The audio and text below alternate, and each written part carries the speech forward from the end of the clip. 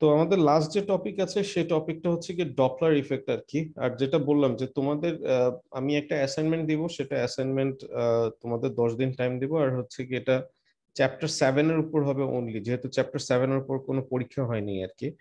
আর যেটা বললাম যে তোমাদের আরেকটা জিনিস করতে হবে, সেটা হচ্ছে কি তোমাদের একটা মানে রিভিউ নেওয়া হচ্ছে, রিভিউ ঠিক না, এটা এক ধরনের একটা সার্ভে করা হচ্ছে আর কি।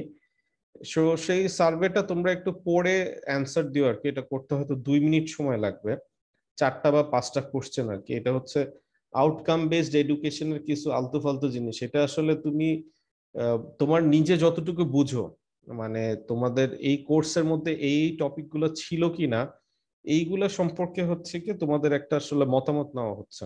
তোমাদের এখানে 4টা জিনিস থাকার কথা এই কোর্সের মধ্যে, সেই 4টা জিনিস কি তুমি পাইছো কিনা, এই জিনিসগুলোই হচ্ছে কি তুমি বলতে পারো একটা সার্ভের মাধ্যমে নেওয়া হচ্ছে। যদি আসলে সার্ভেটা এটা কতটা কার্যকরী বা ইয়ে তা জানি না। কারণ এটা হচ্ছে তোমরা অ্যান্সারের উপরে মেইনলি ডিপেন্ড করবে, মানে তোমরা পরীক্ষার খাতার অ্যান্সারের সাথে এটা আবার পরে মিলায় দেখা হবে যে আসলে তোমরা যা চিন্তা করতেছো এবং খাতায় যা লেখছো সেটা কি মিলে কিনা। এটা তোমাদের জন্য তেমন কিছু না আর কি। এটাই একটা বলতে পারো যে একটা সার্ভে টাইপের জিনিস। এটার উপর বেস করে হয়তো কোর্সে ভবিষ্যতে একটা টপিক আরো বেশি সময় ধরে পড়ানো হবে বা একটা টপিক একটু কম সময়ের জন্য পড়ানো হবে, এইসব ডিসিশন নেওয়ার জন্য এক ধরনের সার্ভে। এটাই তুমি আসলে এইভাবে চিন্তা করতে পারো। তো ওই সার্ভের ফর্মটা আমি আজকে দিয়ে দিব আর কি। অন্য সেকশনে বলা হয়নি যদিও।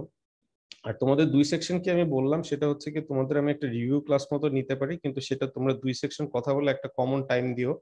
আহ 1 ঘন্টার মতো লাগবে।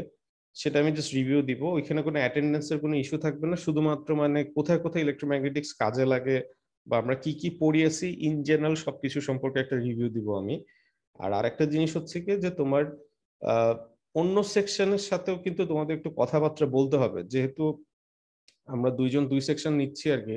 প্রাণ কানাই স্যার কি কি অঙ্ক করাচ্ছেন, কি কি অঙ্কের উপর জোর দিতেছেন, থিওরিতে কোনো পার্থক্য নেই। স্যার যা থিওরি পড়াচ্ছেন আমি সেম থিওরি পড়াচ্ছি, কিন্তু অঙ্কের মধ্যে কিন্তু তুমি হিউজ ডিফারেন্স পাবা।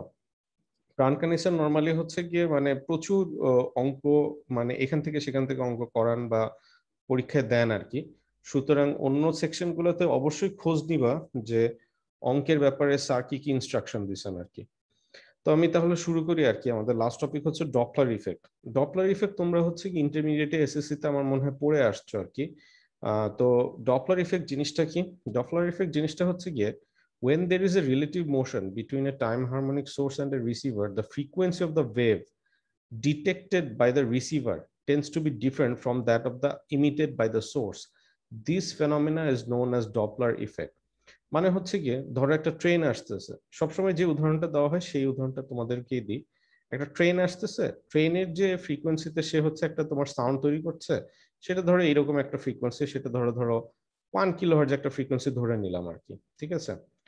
তো তুমি এখানে রিসিভার, তুমি ট্রেন স্টেশনে বসে আছো, তুমি শুনতেছো একটা ট্রেন আসতেছে। ট্রেনটা জেনারেট করতেছে 1 কিলোহার্জের একটা ফ্রিকোয়েন্সি, কিন্তু সে যেহেতু স্পিডে তোমার দিকে আসছে, তুমি 1 কিলোহার্জ ফ্রিকোয়েন্সি শুনবা না, তুমি শুনবা হচ্ছে একটা ডিফারেন্ট ফ্রিকোয়েন্সির একটা সাউন্ড তুমি শুনতে পারবা। এবং তোমাকে পাস করে যখন ট্রেনটা দূরে চলে যাবে এগেইন, তখনও তুমি তুমি হচ্ছে গিয়ে 1 কিলোহার্জের ফ্রিকোয়েন্সি তুমি শুনতে পারবা না আর কি। ঠিক আছে? তুমি শুনবা হচ্ছে কি ডিফারেন্ট অন্য কোনো ফ্রিকোয়েন্সির সাউন্ড।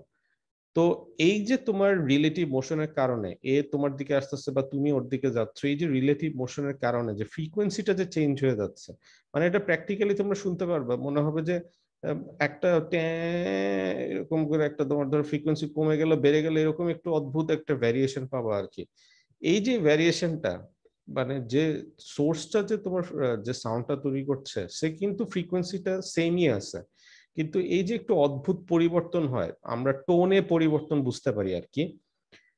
এই যে টোনের পরিবর্তনটা, এটাই আসলে হচ্ছে কি তুমি যে ফ্রিকোয়েন্সি শিফট মানে স্পিডের কারণে ফ্রিকোয়েন্সিটাতে যে সামান্য পরিবর্তন হচ্ছে, এটাই তুমি কানে ওইভাবে করে আসলে শুনো। তো এই জন্য এখানে বলা হয়েছে when there is a relative motion, তোমার এবং যে সোর্স তার মধ্যে যদি একটা রিলেটিভ মোশন থাকে, তাহলে অরিজিনাল যে ফ্রিকোয়েন্সিটা সোর্স তৈরি করছিল তুমি সেম ফ্রিকোয়েন্সি শুনতে পারবে না, তুমি শুনবে একটা ডিফারেন্ট ফ্রিকোয়েন্সি। এই যে ডিফারেন্ট ফ্রিকোয়েন্সিতে শুনতেছো, এই ডিফারেন্ট ফ্রিকোয়েন্সিতে শোনার এই ফেনোমেনাটাকে বলা হয় হচ্ছে কি ডপলার ইফেক্ট। সো যদিও আমি সাউন্ড দিয়ে তোমাকে এই কথাটা বুঝালাম, ডপলার ইফেক্ট যে কোনো ইলেকট্রোম্যাগনেটিক ওয়েভের জন্যই কাজ করে, নট অনলি সাউন্ড ওয়েভ এইটার জন্য না আর কি, যে কোনো ওয়েভের জন্য ডপলার ইফেক্টটা কাজ করে। তো আমরা এখানে একটা প্রমাণ দেখি, যে ডপলার ইফেক্টের যে প্রমাণটা সেটা দেখি। আচ্ছা, ডপলার ইফেক্টের যদি এটা আরো ইনটিউটিভলি বুঝতে চাও, তাহলে হচ্ছে কি খান একাডেমিতে ডপলার ইফেক্টের উপর একটা ভিডিও আছে। I will highly suggest that. ওটা 10 মিনিট ধরে বুঝাইছে ফ্রিকোয়েন্সিটা যে ডিফারেন্ট, কেন ডিফারেন্ট, মানে এটা বোঝার জন্য কিন্তু খুব মাথায় পরিশ্রম করা লাগে না, কিন্তু এটা সুন্দর করে একে একে ছবি একে একে বুঝাইছে যে তোমার ফ্রিকোয়েন্সি, যে তুমি একটা ডিফারেন্ট ফ্রিকোয়েন্সি শুনতেছো, এটা কেন ডিফারেন্ট, ফ্রিকোয়েন্সিটা ডিফারেন্ট হলো কেন। আমি বললাম ফেনোমেনাটার নাম দিলাম আমি ডপলার ইফেক্ট, এবং আমি বললাম রিলেটিভ মোশনের কারণে হয়, কিন্তু কেন ফ্রিকোয়েন্সিটা ডিফারেন্ট হয়ে যাচ্ছে সেটা একটু এক্সপ্লেন করছে। এটা 10-15 মিনিটের একটা ভিডিও, কিন্তু সুন্দর করে ছবি একে একে হচ্ছে গিয়ে বুঝাইছে। তোমরা যেহেতু ওয়েভ লেন্থ এবং তোমরা ফ্রিকোয়েন্সি এই দুইটা জিনিসের পার্থক্য যেহেতু এখন বুঝো, তাহলে ওই ছবিটা ইজিলি হচ্ছে কি ওই ভিডিওটা বুঝতে পারবা। আমি ভিডিওটার লিংক দিয়ে দেবো দরকার হলে। তো এখন আমরা একটা প্রমাণ দেখি, তোমাদের বইয়ে যে প্রমাণটা দেওয়া আছে সেই প্রমাণটা আবার একবারে খুব ডিফিকাল্ট না, আবার খুব সিম্পল না আর কি। সো এখানে দেখো একটা ছবি দেওয়া আছে, যে একেবারে t=0 সময়ে এখানে একটা ট্রান্সমিটার আছে টি, এবং এখানে একটা রিসিভার আছে, এবং তাদের মাঝখানে যে ডিস্টেন্স সেটা হচ্ছে কি r0। তাহলে এখানে বলছে যে একটা ট্রান্সমিটার টি আছে, এবং সে হচ্ছে একটা ফ্রিকোয়েন্সি জেনারেট করতেছে, সেটা ফ্রিকোয়েন্সিটা হচ্ছে কি এফ, এবং সে হচ্ছে গিয়ে ইউ ভেলোসিটিতে থিটা অ্যাঙ্গেলে হচ্ছে গিয়ে সে মুভ করতেছে আর কি। কিন্তু মুভমেন্টের আলাপ পরে, জাস্ট অ্যাজ এই ছবিটা আছে, এই ছবিটাতে তুমি যদি চিন্তা করো, electromagnetic wave emitted by t in air at a reference time t=0, এইটা এখানে যদি একটা সাউন্ড তৈরি হয়, এই সাউন্ডটা আর এ পৌঁছানোর জন্য কত সময় লাগবে? আমরা জানি s হচ্ছে গিয়ে v ইন্টু টি, তাহলে ভেলোসিটি ইন্টু টাইম, তাহলে টাইম ইকুয়াল টু কি হবে? Distance divided by velocity. ডিস্টেন্সটা হচ্ছে দুইটার মাঝখানে r0, এবং ইলেকট্রোম্যাগনেটিক ওয়েভ আমরা যেহেতু জানি আলোর বেগে হচ্ছে যাওয়া আসা করে, আমরা মিডিয়ামের খুব কমপ্লিকেটেড কিছু চিন্তা করলাম না, তাইলে ধরলাম এটা আলোর বেগে চলাফেরা করে, তাহলে r0 ডিভাইডেড বাই সি, এই টাইম হচ্ছে গিয়ে লাগবে একটা ইলেকট্রোম্যাগনেটিক ওয়েভ টি থেকে আর এ পৌঁছানোর জন্য। এখন আমরা যদি একটু পরে t=Δt সময় আরেকটা ছবি তুলি, সেই ছবিটা দেখতে এরকম বোঝা যাবে। তখন আমরা দেখতে পারবো যে আমাদের ট্রান্সমিটারটা এখন টি তে নাই, এটা টি প্রাইমে পৌঁছায় গেছে। Δt সময় পরে একটা যদি আমরা ছবি তুলি, তাহলে প্রশ্ন হচ্ছে গিয়ে Δt টাইমে এখান থেকে এইটুকে যে গেছে, এইটুকে যাওয়ার জন্য হচ্ছে কি কতটুকু সময় লাগছে? এখান থেকে এইটুকে যাওয়ার জন্য Δt সময় লাগছে। আবার একটা সাউন্ড যদি এখান থেকে আর এ পৌঁছায়, তাহলে এই টি প্রাইম থেকে আর এইখানে পৌঁছানোর জন্য তাকে কি কতটুকু দূরত্ব পার করতে হবে? আর প্রাইম দূরত্ব পার হতে হবে। সুতরাং t2 সময়ে আমি এখন কি দেখব? t2 সময় আমি দেখব Δt সময় পার হয়েছে, প্লাস এই ওয়েভটা পৌঁছানোর জন্য কতটুকু সময় লাগছে, এখানে ডিস্টেন্স ডিভাইডেড বাই এখানে যে গতিবেগ সেটা। এখন আমরা জানি পিথাগোরাসের সূত্র অনুযায়ী যে যখন আমরা একটা ট্রায়াঙ্গেল আছে, ট্রায়াঙ্গেলে যদি এখানে 90 ডিগ্রি হয়, তাহলে আমরা বলতে পারি এইটা ইকুয়াল টু হচ্ছে এই বাহু প্লাস এই বাহুর এই দুইটার স্কোয়ারের যোগফল ইকুয়াল টু হবে হচ্ছে গিয়ে অতিভুজের সমান, অতিভুজের স্কোয়ারের সমান। কিন্তু অ্যাঙ্গেলটা যদি 90 ডিগ্রি না হয়ে তার থেকে যদি কম হয়, সেক্ষেত্রে যেমন এই কেসে চিন্তা করে দেখো, এখানে একটা ট্রায়াঙ্গেল তৈরি হয়েছে, এই ট্রায়াঙ্গেলটা কিন্তু 90 ডিগ্রি থেকে কম।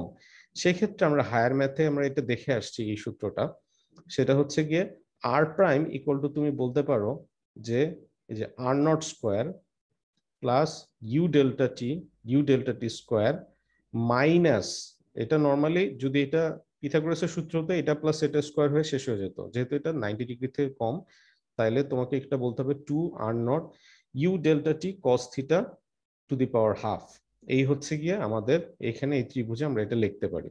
তাহলে এই জিনিসটাকে এইভাবে করে লেখা যায়। তো এখান থেকে আমরা যদি কমন নিই হচ্ছে কি r² ডিভাইডেড বাই সি, এটা যদি আমরা কমন নিই আমাদের ইকুয়েশনটা দ্বারা এরকম। এখন r0 এর ভ্যালু যদি ইউ ডেল্টা টি স্কোয়ারের থেকে অনেক বেশি হয়, তাহলে আমরা এই যে এই টার্মটাকে আমরা হচ্ছে কি বাদ দিয়ে দিতে পারি, বাদ দিয়ে আমরা এইটাকে লিখতে পারি, এবং অ্যাপ্রক্সিমেটলি লিখতে পারি যে টি2 সময়, মানে টি2 সময় হচ্ছে গিয়ে আমাদের ওয়েভটা এইখান থেকে এখানে যাওয়ার জন্য এতটা সময় পার হয়েছে আর কি। তাহলে এইটা হচ্ছে দ্বিতীয় ঘটনা, t=Δt সময় এবং t=0 সময়। তাহলে এই দুইটা সময়ের মাঝখানে আমার কতটুকু সময় পার হয়েছে? T2 মাইনাস T1 মানে দ্বিতীয় সময় এবং প্রথম সময় দুইটা সময়কে আমি যদি বিয়োগ করি তাহলে টাইম কতটুকু পাস হয়েছে, টাইম ইল্যাপসড আমরা বলতে পারবো এই দুইটা বিয়োগ করলে। তাহলে এই দুইটা বিয়োগ করলে আমাদের ইকুয়েশনটা দাঁড়াচ্ছে এরকম। তো তাহলে এইটা যদি হয় কতটুকু সময় পার হয়েছে, তাহলে আমাদের নতুন ফ্রিকোয়েন্সিটা আমরা কি পাবো, মানে এটা হচ্ছে কি কতটুকু টাইম শিফট হয়েছে, তাহলে আমরা কতটুকু ফ্রিকোয়েন্সি আমরা পাবো, আমরা দেখতে পাবো টাইমের উল্টাই হচ্ছে কি ফ্রিকোয়েন্সি। তাহলে আমরা টাইমকে যদি ইনভার্স করি তাহলে এটা ইনভার্স করলে আমাদের দাঁড়াচ্ছে এরকম। তাহলে ডেল্টা টি কে আমরা যদি এফ লিখি, ডেল্টা টি হচ্ছে গিয়ে তোমার প্রথম যে অরিজিনাল যে ফ্রিকোয়েন্সিতে আমাদের সিগন্যালটা পাস হচ্ছিল তার জন্য যদি ডেল্টা টি হয় তাহলে এখানে আমরা পাবো হচ্ছে গিয়ে এফ, তাহলে 1 - ইউসি এরকম হয়। তাহলে আমাদের যদি এখানে u by c is less than 1 হয়, ম্যাক্সিমাম কেসই যেটা হয় আর কি, সেক্ষেত্রে আমরা লিখতে পারি এটা হচ্ছে গিয়ে 1 - x⁻⁻1 কে আমরা এখানে লিখেছি হচ্ছে গিয়ে 1 + x। এটা তোমাদের একজন ফ্রেন্ড অন্য সেকশনে জিজ্ঞেস করেছিল আর কি, এই জন্য আমি এটা উল্লেখ করে দিলাম আর কি, এই অ্যাপ্রক্সিমেশনটা ইউজ করা হয়েছে যে ইউ বাই সি ম্যাক্সিমাম ক্ষেত্রে যেহেতু এটার ভ্যালু হচ্ছে অনেক কম হয়, সেই কারণে আমরা হচ্ছে গিয়ে 1 - x মানে 1 - x এর সময় x এর ভ্যালু যদি 1 এর তুলনায় একটু কম হয় সেক্ষেত্রে 1 - x⁻⁻1 কে আমরা 1 + x এভাবে করে অ্যাপ্রক্সিমেট করতে পারি। তাহলে আমাদের ইকুয়েশনটা দাঁড়াচ্ছে হচ্ছে গিয়ে finally f prime equal to হচ্ছে f plus u divided by c cos theta. তার মধ্যে এফ প্রাইমটা কি, এফ প্রাইম হচ্ছে গিয়ে যে আমরা কি ফ্রিকোয়েন্সি রিসিভার আর শুনবে, কিসের জন্য শুনবে রিসিভার আরটা, এফ ফ্রিকোয়েন্সির একটা সিগন্যাল যদি এই ট্রান্সমিটারটা তৈরি করে এবং সে যদি এই ফ্রিকোয়েন্সিতে তৈরি করতে করতে ইউ স্পিডে থিটা অ্যাঙ্গেলে সে যদি তোমার রিসিভারের দিকে মুভ করে তাহলে আমরা হচ্ছে গিয়ে এফ প্রাইম ফ্রিকোয়েন্সিতে শুনবো, এফ ফ্রিকোয়েন্সিতে না। অরিজিনাল ফ্রিকোয়েন্সিটা ছিল হচ্ছে গিয়ে এফ, যেটা হচ্ছে গিয়ে ট্রান্সমিটার টি তৈরি করছে, কিন্তু আমি নতুন যে ফ্রিকোয়েন্সিতে এটা রিলেটিভ মোশনের কারণে শুনবো সেটা হচ্ছে গিয়ে 1 + u/c, এই পরিমাণ বেশি আমি শব্দটা শুনতে পারবো আর কি। তো এই রিলেটেড একটা আমরা যদি অঙ্ক করি, অঙ্কটা করলে জিনিসটা আরো ক্লিয়ার হবে হোপফুলি। তো প্রথম দুইটা পার্ট এইটুক করার জন্য আসলে কোনো ধরনের ইলেকট্রোম্যাগনেটিক্স বা কিছুই কনসেপ্ট লাগে না, যে কনসেপ্টটা লাগে সেটা হচ্ছে কি সিম্পল ত্রিকোণমিতির কনসেপ্ট। এখানে বলা আছে 1 GHz Doppler radar on the ground is used to determine the location of and speed of approaching airplane, assuming that signal reflected from airplane at an elevation angle of 15.5 degrees show a time delay of 0.3 millisecond and frequency shift of 6.64 kilohertz. Find the distance, height and speed. So distance বার করতে বলছে transmitter থেকে প্লেনের distance. তো transmitter থেকে প্লেনের ডিস্টেন্সটা আমরা কিভাবে করে বার করতে পারি, আমরা এখানে একটা ট্রায়াঙ্গেল রাখতে পারি। ট্রায়াঙ্গেল এ কে আমরা যদি বলি যে s equal to v t, s equal to v t হচ্ছে কি আমরা যদি এখানে হিসাব করি যে তোমার এখানে বলা হয়েছে যে তোমার কি বলা হয়েছে, বলা হয়েছে যে 15.5 ডিগ্রি, তাহলে এখানে 15.5 লিখলাম। লেখার পরে বলা হয়েছে যে তোমার ডিস্টেন্স, হাইট এবং স্পিডটা বার করতে। তাহলে এইখানে বলতেছে যে তোমার টাইম ডিলে, এই যে ইলেভেশন অ্যান্ড শোন্ডের টাইম ডিলে অফ 0.3, মানে একটা সিগন্যাল ধাক্কা খেয়ে ফেরত আসার জন্য 0.3 মিলিসেকেন্ড সময় লাগে। তাহলে এইখানে ট্রান্সমিটার আর এখানে হচ্ছে কি আমাদের রিসিভার, তাহলে এখান থেকে এইখানে যাওয়ার জন্য যে আবার ধাক্কা খেয়ে ফেরত আসার জন্য এখানে 0.3 মিলিসেকেন্ড হচ্ছে গিয়ে সময় লাগতেছে। তাহলে এইখানে ডিস্টেন্স যদি আমরা বলি যে তোমার twice r equal to delta t into c, মানে এস ইকুয়াল টু ভিটি আর কি, এস ইকুয়াল টু ভিটি, কিন্তু যেহেতু ধাক্কা খেয়ে ফেরত আসতেছে তাহলে আমাদের টোটাল ডিস্টেন্স কতটুকু আসতেছে টোয়াইস আর। কতটুকু সময় পার হচ্ছে এখানে বলে দিছে টাইম ডিলে অফ 0.3 মিলিসেকেন্ড, মানে ধাক্কা খেয়ে ফেরত আসার জন্য 0.3 মিলিসেকেন্ড সময় লেগেছে। এবং যেহেতু আলোর বেগে হচ্ছে গিয়ে ইলেকট্রোম্যাগনেটিক ওয়েভ ট্রান্সমিট করে, তাহলে আমরা এখানে আলোর বেগটা লিখলাম সি। তাহলে এখান থেকে আর ইকুয়াল টু বা এদের মাঝখানে যে ডিস্টেন্স, সেই ডিস্টেন্সটা কি হবে delta t c divided by 2। তাহলে আমরা এখানে পাচ্ছি হচ্ছে কি 45 কিলোমিটার ডিস্টেন্স। এই ট্রান্সমিটার থেকে প্লেনের যে ডিস্টেন্স, এই ডিস্টেন্সটা হচ্ছে কি 45 কিলোমিটার। নেক্সট আমরা যে জিনিসটা করতে পারি সেটা হচ্ছে গিয়ে যে এই হাইটটা বার করতে হবে। এখানে 15.5 ডিগ্রি দেওয়া আছে, আর এখানে তোমার এইখানের যে ডিস্টেন্সটা এটা দেওয়া আছে হচ্ছে কি 45 কিলোমিটার, যেটা হচ্ছে কি 45 কিলোমিটার ডিস্টেন্স। তাহলে আমরা এখানে কি বলতে পারি, এই ত্রিভুজের মধ্যে এই চিকলটা আমরা বলতে পারি হচ্ছে গিয়ে আর সাইন থিটা। তাহলে আর সাইন থিটা আমরা যদি হিসাব করি তাহলে এটা কি আসতেছে, আসতেছে হচ্ছে কি আর এর ভ্যালু 45 আমরা পেলাম, 45,000 বা 45 কিলোমিটার, সাইন 15.5, তার মানে আমরা হচ্ছে কি 12 কিলোমিটার পাচ্ছি। এই যে এখানটার হাইট, এটা তো সিম্পল ত্রিকোণমিতি থেকে কাজটা করা হয়েছে। ফাইনালি আমাদের যে জিনিসটা আছে এইটা করার জন্য আমাদের শুধুমাত্র এই সূত্রটা লাগতেছে, যে সূত্রটা আমরা এইমাত্র ডিরাইভ করলাম। তো আমরা এই যে সূত্রটা আমরা বের করেছি, সূত্রটা আমরা জাস্ট যদি গুণ করি, গুণ করলে এফ মাইনাস এফ প্রাইম আমরা বাম পাশে নিয়ে আসি। নিয়ে আসার পরে এই জিনিসটাকে আমরা লিখি হচ্ছে কি ডেল্টা এফ। ডেল্টা এফ লিখলে আমরা হচ্ছে কি ডান পাশে আমাদের সূত্রটা এরকম দাঁড়াচ্ছে এবং সেখান থেকে ইউ এর আমরা এরকম একটা সূত্র পাই। তো আমরা এই সূত্রটা কেন বার করলাম, এখানে যেটা দেওয়া আছে সেটা হচ্ছে কি ফ্রিকোয়েন্সি শিফট কত হয়েছে। এই যে এখান থেকে একটা সিগন্যাল ধাক্কা খেয়ে এখানে আবার ফেরত আসার জন্য এইখানে ফ্রিকোয়েন্সি শিফট হয়েছে হচ্ছে গিয়ে 2.64 2.64 কিলোহার্টজ হচ্ছে কি আমাদের ফ্রিকোয়েন্সি শিফট হয়েছে। তাহলে 2.64 যে ফ্রিকোয়েন্সি শিফট হচ্ছে তার মানে আমাকে ডেল্টা এফ মানে আগে কত ছিল এবং এখন কত হয়েছে এটাকেই ফ্রিকোয়েন্সি শিফট বলা হচ্ছে। আগে কত ছিল এবং এখন কত হয়েছে, তাই এইটার মাঝে ফ্রিকোয়েন্সি শিফট ডেল্টা এফ। এই জন্য আমরা হচ্ছে কি বাম পাশে নিয়ে ডেল্টা এফটা বের করেছে। তাহলে এখান থেকে আমরা হচ্ছে কি ইউ এর ভেলোসিটি, আমরা মানে যে স্পিডে হচ্ছে কি প্লেনটা সামনের দিকে মুভ করতেছে সেই ভেলোসিটিটা আমরা পাই হচ্ছে কি 821 মিলি মিটার পার সেকেন্ড। কিন্তু যেহেতু এই ফ্রিকোয়েন্সি শিফট মানে যে ধাক্কা খেয়ে আবার ফেরত আসছে এইটা যেহেতু এখানে বলা আছে, সুতরাং এইখানে যা আমরা পাবো ভেলোসিটি যেটা পাচ্ছি সেটা হচ্ছে কি আমরা 2 গুণ ফ্রিকোয়েন্সি পাচ্ছি। সুতরাং এই জন্য এটাকে আমরা যদি 2 দিয়ে ভাগ করি আমরা পাবো হচ্ছে কি 411 মিটার পার সেকেন্ড। যেহেতু ধাক্কা খেয়ে এবং ফেরত আসতেছে তাহলে হচ্ছে কি কিন্তু আমরা ডবল পেয়েছি আর কি, এখানে যে রেজাল্টটা পেয়েছি এটা হচ্ছে 2 গুণ পেয়েছি, তো এই জন্য আমরা এটাকে 2 দিয়ে ভাগ করতেছি। তাহলে প্লেনটা সামনের দিকে যে মুভ করতেছে এটা হচ্ছে গিয়ে 411 মিটার পার সেকেন্ড স্পিডে সে হচ্ছে গিয়ে সামনের দিকে মুভ করতেছে। ট্রান্সমিটার থেকে রিসিভারের ডিস্টেন্স হচ্ছে গিয়ে তোমার এখানে 45 কিলোমিটার আমরা এটা পেলাম।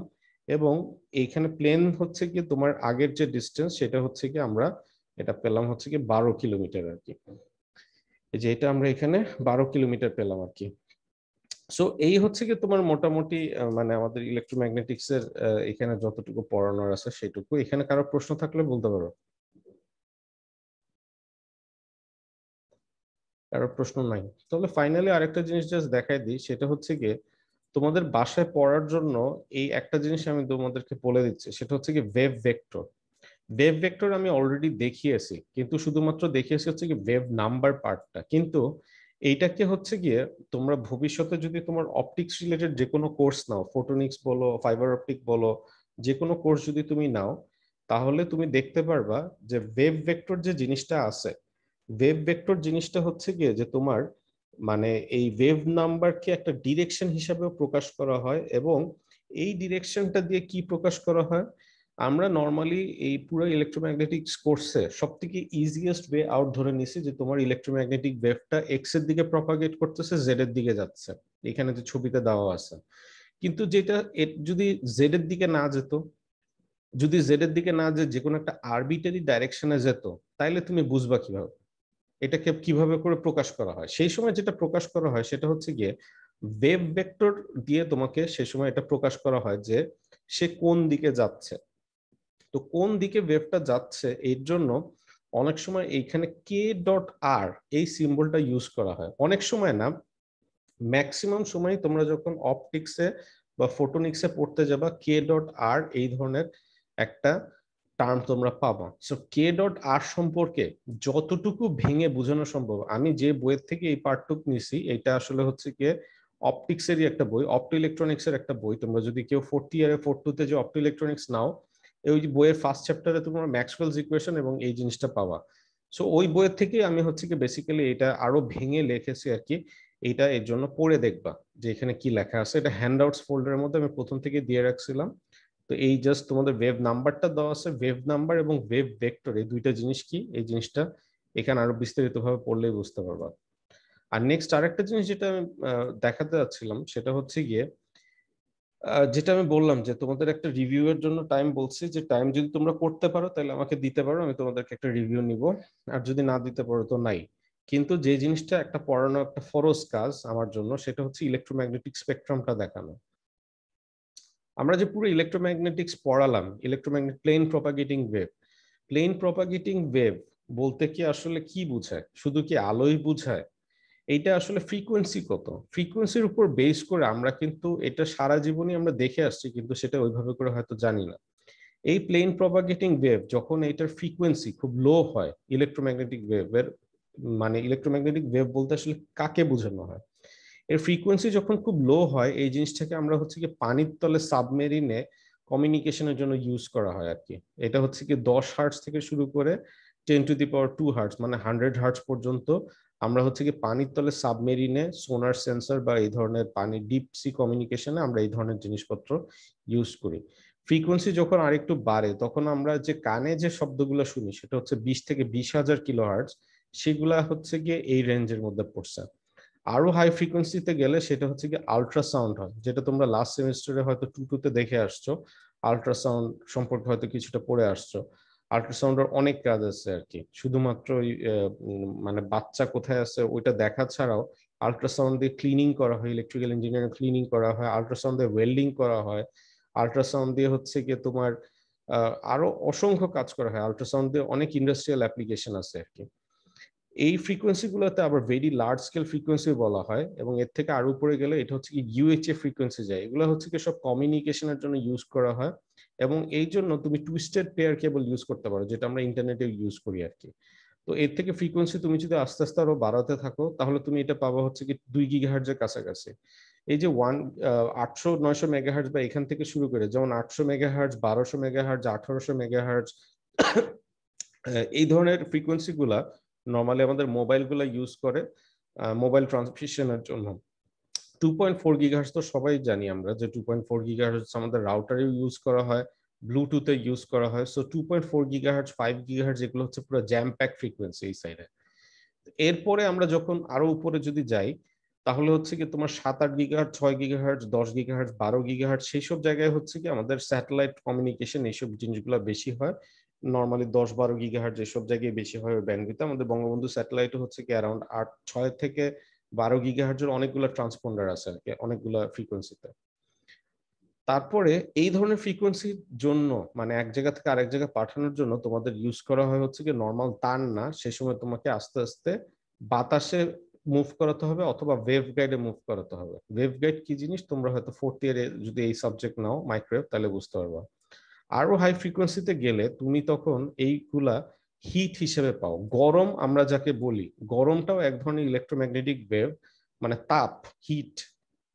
এটাও হচ্ছে কি ইনফ্রারেড হিটিং হিসাবে তুমি চালাতে পারো আর কি, মানে এই জিনিস তুমি দেখতে পারবা থার্মাল ইমেজিং ক্যামেরা দিয়ে গরম মানে একটা জিনিস কতটা গরম সেটা কিন্তু তুমি দেখতে পারবা, কিন্তু সেটা হচ্ছে কি চোখে দেখতে পারবা না। ওই জিনিসটা হচ্ছে ইনফ্রারেড ক্যামেরা দিয়ে হচ্ছে কি তুমি টেম্পারেচার বুঝতে পারবা আর কি। তার মোবাইলের ক্যামেরা দিয়ে বোঝা যায়? মোবাইলের ক্যামেরা দিয়ে পুরো ইনফ্রারেড স্পেকট্রাম তুমি বুঝতে পারবা না, কিছুটা ইনফ্রারেড দেখতে পারবা, যেটা হয়তো তোমরা ইয়েতে দেখছিলে আর কি, লাস্ট সেমিস্টারে হয়তো ইনফ্রারেড এলইডি দেখছিলে একটু বেগুনি রঙের। কিন্তু মানে পিওর নাইট ইমেজিং মানে ওইটা তুমি দেখতে পারবে না, ওর জন্য আলাদা সেন্সর আছে, ইনফ্রারেড সেন্সর, আমি তোমাদেরকে একটু পরে দেখাতে পারি আর কি। ওই জিনিস আমি গত 1.5 বছর ধরে ইউনিভার্সিটিকে কেনানোর চেষ্টা করতেছি, কিন্তু ওই জিনিস বাংলাদেশে পাওয়া যায় না, ওগুলো বাইরে থেকে আনাতে হয়, এবং বাইরে থেকে আনাতে গেলে এগুলো খুব ঝামেলা আর কি। আহ, তো পাওয়া যায়, বাংলাদেশে আছে কিন্তু এটা ভালো না আর কি। ফ্লেয়ারের আছে একটা কোম্পানি, ফ্লুক নামে একটা কোম্পানি আছে, মিরপুর 11 নম্বরে গেলে কিনতে পাওয়া যায়। ওগুলা কোয়ালিটি ভালো না, আমি যেটা চাচ্ছি ফ্লেয়ার ওগুলা মানে ইন্ডিয়া বা সিঙ্গাপুর ছাড়া কোথাও পাওয়া যায় না, আর বাংলাদেশের বাইরে গেলে কেনাকাটা খুব ঝামেলা। সো যাই হোক, আহ, এর থেকে এমনি পাওয়া যায়, তোমরা কেউ বিদেশে গেলে ফ্লেয়ারের ছোট ছোট মডেল পাওয়া যায়, ফ্লেয়ার 1 এগুলো $200-300 আর কি, অনেকে কিনে, কারণ বিদেশে হচ্ছে গিয়ে ওই বাসার কোন চিপা দিয়ে তোমার বাতাস ঢুকতেছে ওগুলা হচ্ছে গিয়ে যদি বন্ধ না করো, যারা খুব ঠান্ডার দেশে থাকে তাদের হচ্ছে ইলেকট্রিসিটি বিল আকাশ পাতাল পার্থক্য হয়। যদি তোমার একটা ফাঁকা জায়গা থাকে সারাদিন তোমার ধরো ঠান্ডা বাতাস ঢুকতেছে, তুমি একদিক দিয়ে বাতাস গরম করতেছো, রুম গরম করার চেষ্টা করছো হিটার চালায়, অন্য দিক দিয়ে ফাঁকা দিয়ে হচ্ছে ঠান্ডা বাতাস ঢুকতেছে আর কি, অনেক ইলেকট্রিসিটি বিল আসে। তো বিদেশে এইসব জিনিসগুলো হচ্ছে গিয়ে মিস্ত্রিদের কাছে থাকে, আমরা যাদেরকে মিস্ত্রি বলি তাদের কাছেই থাকে, তারা চেক করে করে দেখে। স্পেশালি তাদের যে এসি স্পেশালিস্ট আছে যাদেরকে বলে এইচভ্যাক স্পেশালিস্ট যাদেরকে বলে আর কি, তারা হচ্ছে সবসময় এগুলো নিয়ে ঘুরে। তো এর উপরে যদি তুমি যাও, এই জিনিসটাকে আমরা বলি হচ্ছে ভিজিবল স্পেকট্রাম, সেটা হচ্ছে গিয়ে 400 থেকে 700 ন্যানোমিটার বা 900 ন্যানোমিটার। এই যে ফ্রিকোয়েন্সি আছে, এই ফ্রিকোয়েন্সি যা আছে তুমি চোখে যা দেখো সবই হচ্ছে এইটুকের মধ্যে। Visible spectrum. আর বাকি যা আছে এগুলো কোনো কিছু তুমি চোখে দেখো না, এগুলো আমরা সেন্সর দিয়ে মেজার করতে পারি, এবং সেই সব ডাটাগুলোই আমরা হচ্ছে গিয়ে পরে গ্রাফ বলো, প্লট বলো, সাউন্ড বলো, বিভিন্ন ভাবে আমরা এটাকে ইন্টারপ্রেট করতে পারি।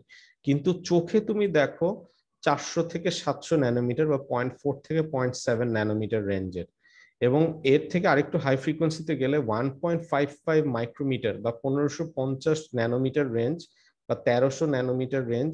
ওইসব রেঞ্জে হচ্ছে গিয়ে তোমার কমিউনিকেশন করা হয়, লাইট কমিউনিকেশন, যেটা হচ্ছে ফাইবার অপটিক্স ইউজ করা হয় আর কি। এই জন্য আমি তোমাদেরকে বললাম যে ইলেকট্রোম্যাগনেট ফাইবার অপটিক্স নামে যে সাবজেক্টটা আছে 4-1-এ, ওই সাবজেক্ট অনেকেই নেয়, ম্যাক্সিমামই নেয় আর কি।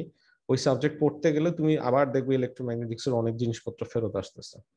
এর উপরের ফ্রিকোয়েন্সি গুলাকে বলা হয় ইউভি রে। এটা আমরা অনেকেই জানি যে ইউভি হচ্ছে সূর্য থেকে আসে এবং এটা আমাদের 12টা বাজায় দেয়।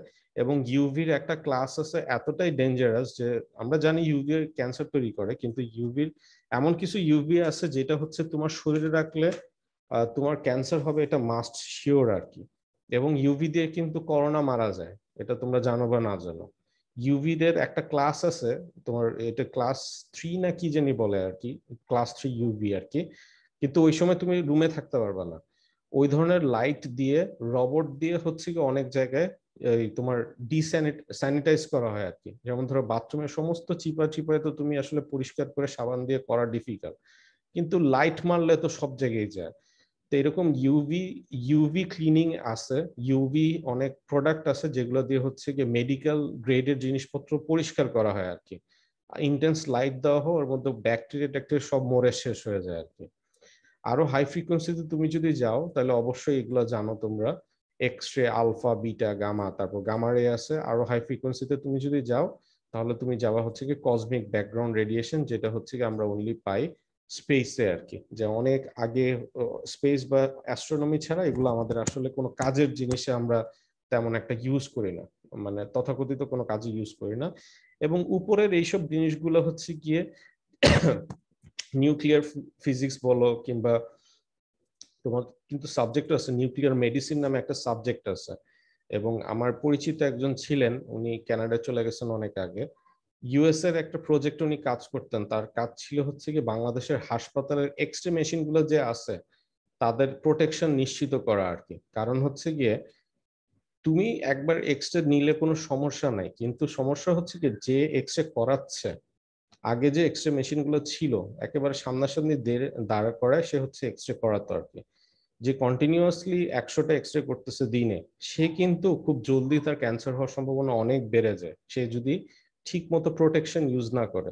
তাদের এক ধরনের কাপড় থাকে, নেক্সট টাইম কোনো সময় এক্সরে করলে খেয়াল করে দেখো এক্সরে রুমের মধ্যে, মানে একই রুমে যদি এক্সরে থাকে এবং যে এক্সরে অপারেটর থাকে, এখন কিন্তু পোর্টেবল এক্সরে মেশিনও পাওয়া যায় যে তোমার বেড সাইডে নিয়ে যে এক্সরে করে আবার নিয়ে চলে যাবে আর কি। এক্সরে সোর্স বিশাল দরকার হয় না।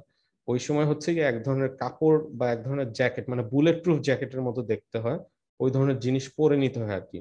তার মানে মেইন কথা হচ্ছে ভিজিবলের উপরের দিকে এই জাতীয় জিনিস আমাদের শরীরের জন্য মারাত্মক খারাপ।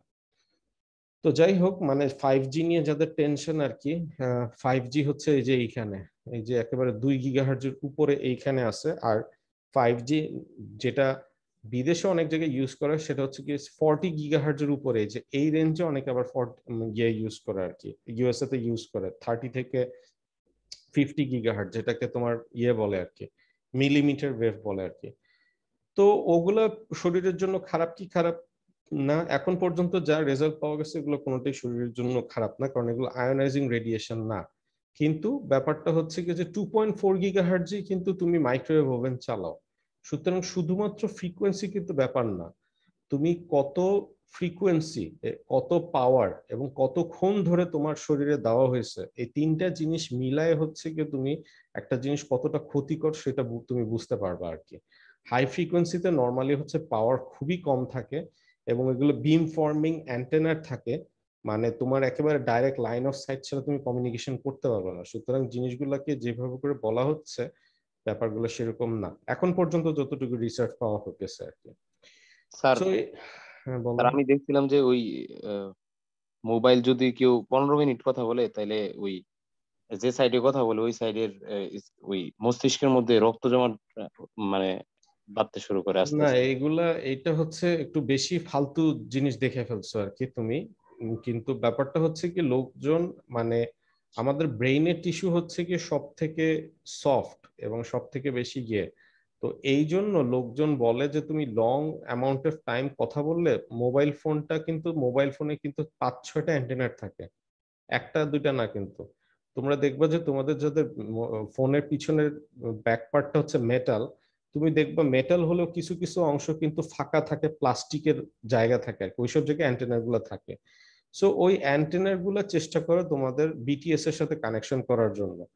যদি সিগন্যাল স্ট্রেংথ কমে যায় তখন তোমার মোবাইল ফোনের হচ্ছে কি তখন আরো পাওয়ারটা বাড়ায় দিয়ে সে ওই সিগন্যালটা ধরে রাখার চেষ্টা করে আর কি, মানে দুইজন পাওয়ার অটোমেটিক গেইন কন্ট্রোল করে এটা চেষ্টা করে কমিউনিকেশন রাখার জন্য। তো সেই সময় হচ্ছে কি রেডিয়েশন একটু বাড়তে পারে, কিন্তু সেটা শরীরের জন্য খারাপ না। এইটা দেখার জন্য তোমাকে SAR নামে একটা জিনিস আছে, স্পেসিফিক অ্যাবজর্পশন রেট। সেইটা দেখে তোমাকে বুঝতে হবে যে তোমার একটা জিনিস কতটুকু আমাদের জন্য হার্মফুল। ঠিক আছে, আমি যদি এটা সরাসরি ভাবে গুগলে সার্চ করি,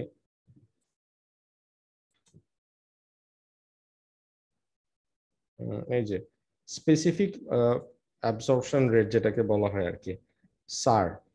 সো এইটা সম্পর্কে তোমাকে পড়তে হবে আর কি। এইগুলো কিছুটা তোমরা মাইক্রোওয়েভে পাবা আর কি। মাইক্রোওয়েভে তোমার হচ্ছে এই মাইক্রোওয়েভ সেফটি সম্পর্কে কিছু বলা হয়, যে FCC ওয়েবসাইটে আমি যদি তোমার যাই, specific absorption rate for cell phones আর কি, what it means for you, এই যে এখানে দেওয়া আছে আর কি, যে SAR কি শো করে আর কি। এই যে FCC requires that cell phone manufacturers conduct their SAR testing to introduce to most severe worst case operating condition for all frequency bands used in USA for that cell phone. The SAR value recorded in FCC's authorization and cell protection manual demonstrate compliance rule. So যাই হোক, higher single measurement এই জিনিসটা কি করে আর কি, মানে main কথা হচ্ছে কি যে আহ, এই জিনিসটা দিয়ে এই যে absorption rate value for cell phone, and SAR measures the rate of RF energy absorbed by body from source being measured. In this case, cell phone SAR provides a straightforward means for measuring the RF exposure characteristics of cell phone to ensure that they are within the safety guidance set by the FCC. FCC যেটা আছে আমেরিকার FCC, তারা একটা guideline দিয়ে দেয় যে তোমার এতর বেশি পাওয়ার তুমি ট্রান্সমিট করতে পারবা না। যেমন তোমাদের ছাদের যে বিটিএস গুলা, এগুলোর কিন্তু একটা রেগুলেশন আছে যে এর থেকে বেশি পাওয়ার তুমি ট্রান্সমিট করতে পারবা না। এখন যারা ফোন ম্যানুফ্যাকচারাররা তারা তো অবশ্যই চাবে যে আমি যদি অ্যান্টেনার দুইটা কম বসাই আমার তো নিজের লাভ, লাভ না আমাকে, তাহলে হচ্ছে গিয়ে দুইটা অ্যান্টেনার খরচ আমার কমে গেল। তো তারা চাবে হচ্ছে গিয়ে বেশি পাওয়ার ট্রান্সমিট করার জন্য, কিন্তু বেশি পাওয়ার ট্রান্সমিট করতে চাইলে সেটা শরীরের জন্য খারাপ। তো এই জন্য বিভিন্ন অর্গানাইজেশন একটা রুল সেট করে দিচ্ছে যে এতর বেশি তুমি হচ্ছে গিয়ে কখনো ট্রান্সমিট করতে পারবা না।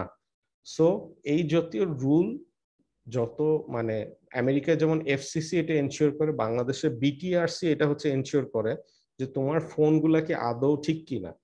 আমার মাঝে মাঝে সন্দেহ হয় যে কম দামি ব্লুটুথ হেডফোন গুলা এইগুলা কি আসলে এই জাতীয় জিনিসগুলো ঠিক মতো কন্ট্রোল করে কিনা। সো এইটা আসলে একটা খুব ভালো মানে বাংলাদেশের কনটেক্সটে তুমি বলতে পারো যে ইয়ে হতে পারে,